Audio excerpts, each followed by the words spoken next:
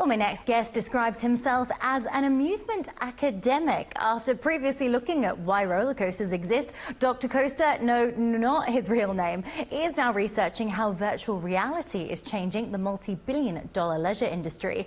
Well, joining me live from Brisbane now to explain what's next for thrill seekers is Malcolm Burt. Malcolm, great to have you with us. Now, first off, I think we need to address the elephant in the room. What is an amusement academic? I think the easiest way to describe what I do is I study amusement. So basically commodified leisure like rides, theme parks, and if you put it in a university context, well, I guess I call myself an amusement academic. Absolutely, and we're going to be putting some vision up on screen in just a moment, showing you getting to do all the exciting things that you do, going and investigating, because your latest element of research is really looking at virtual reality and how this is shaping and changing the leisure industry. I mean, speak to us in terms of some of the developments, because sitting with one of the virtual reality headbands on doesn't seem to have quite the same excitement I would have thought as a huge roller coaster. Well, I mean, I see virtual reality as kind of an introduction.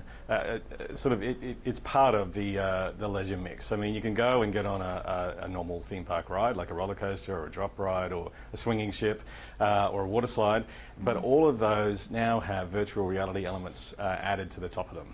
And the best way to describe that is the VR headsets, the little bricks that you put on your face. Basically, you get on the roller coaster and you experience all the same twists and turns and accelerations, but through the headset. And sometimes you can hear other things. You see something else. You're actually taken to a different place. So it enhances the experience. So you can do all of this without actually even leaving your house or even leaving your room. I mean, with that in mind, that must actually be quite scary for amusement parks, for the leisure industry as a whole. It is. I mean, there's a lot of companies that are getting involved in bringing virtual reality into your home, or basically sort of bridging the gap between going to the park or going home. And when you look at the sophistication of some of the really high-end VR experiences, which I saw after recently getting back from a tour overseas, the stuff that you can actually take home, like the motion-based platform simulators and the really high-end experiences, you can get a real sense of walking around a theme park or going on a ride. So I guess at some point people will start to ask in the future, do you need to pack up the kids and go across to Disneyland, or can you have a virtual experience that's good enough back home?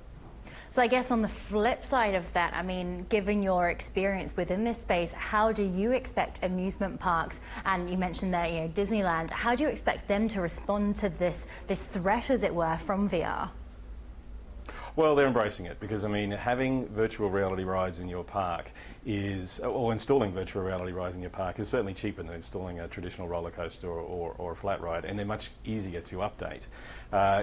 It's just another part of the park mix, I think, that you can go on the traditional rides or you can go on a simulator or a virtual reality experience. I mean, the parks have the money to do it really, really well, and it's the parks that are actually investigating how to bring the VR experience from the park into the home. So I don't necessarily see parks being threatened by this. I just see it as another part of the multi-billion-dollar amusement park, theme park industry. And certainly one of the elements we might have to save till next time is the fact that virtual reality in the adult entertainment industry, perhaps better left to next time. Malcolm Burt, really appreciate you taking the time to chat with us today. Thank you. Thank you very much.